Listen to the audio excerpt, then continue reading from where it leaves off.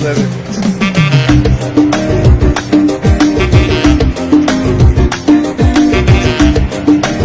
رسالة بقى. خير واهلا بيكم، احنا في الطريق للعالمين وان شاء الله مؤتمر موفق موفق موفق. دكتورة عبير تقول لها ايه؟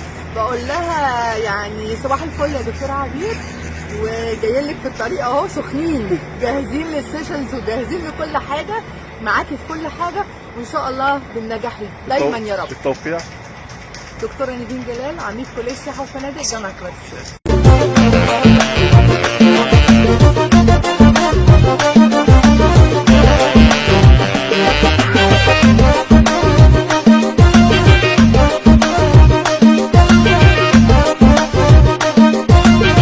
بصراحة تقولي ايه بقى عن المؤتمر الجميل ده؟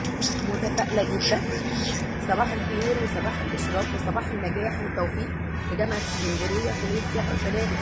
الدكتورة عبير الجميلة، أستاذة الدكتورة عبير دي يعني حبيبة غالية متمكنة، إن شاء الله مؤتمرها ناجح زي ما كليتها ناجحة، وبإذن الله نخرج منه كلنا مستفيدين بتوصيات جميلة جدا، وعقبال كل سنة إن شاء الله.